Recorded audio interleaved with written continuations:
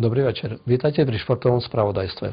Už 12. ročník plaveckých pretekov o cenu mesta Humene sa uskutočnil v sobotu 25. februára v Humenskom krátkom bazéne.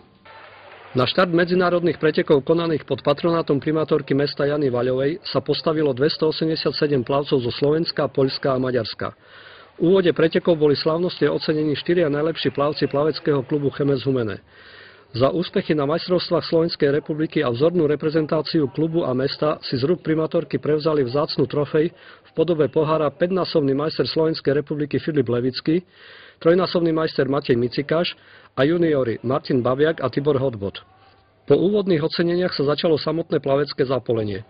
Vysokú kvalitu predvedených výkonov garantovala aj prítomnosť druhej najlepšej plavkyne a seniorskej reprezentantky Slovenska Zuzany Mimovičovej, či juniorských reprezentantiek Barbory Mišendovej a Niny Firiešovej.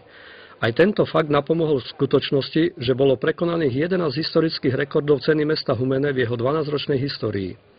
Humenská plavecká rodina sa v domácom stánku zišla v počte 36 plavcov v 7 vekových kategóriách.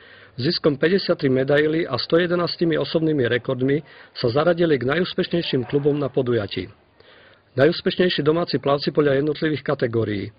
V najmladšej kategórii 9-ročných dominoval objav humenského plávania Lenka Melničaková, ktorá si pri 4 štartoch dokázala vyplávať 3 zlaté a 1 striebornú medailu. Ako chutí víťazstvo pocítil aj Artur Kašaj, ktorý zvíťazil na 50 metrov prsia a v rovnakom štýle na 100 metrov obsadil striebornú priečku. V kategórii 10-ročných svojim čistým plaveckým štýlom si prim udržala Lea Diničová, ktorá zvíťazila v disciplínach 100 metrov voľný spôsob a 200 metrov motýlik.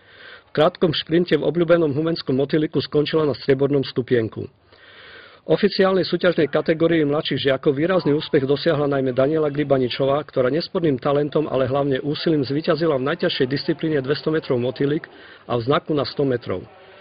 V kategórii starší žiaci bol z domácich plavcov najúspešnejší Filip Firkaľ, ktorý na trati 200 metrov znak získal 3. priečku.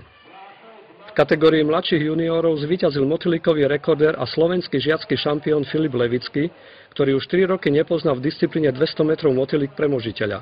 Na polovičnej trati rovnako zvíťazil a k týmto úspechom pridal striebro na 100 metrov voľný spôsob a bronz na 100 metrov znak.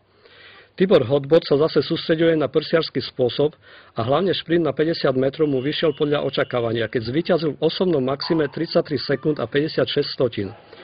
A aby sme tých špecialistov nemali málo, tak na znaku je zase najlepší Matej Micikáš, ktorý v silnej konkurencii získal strieborné medaily na 100 metrov aj 200 metrov a k ním pridal 3 bronzové umiestnenia na 100 metrov prsia, 100 metrov voľný spôsob a 50 metrov znak.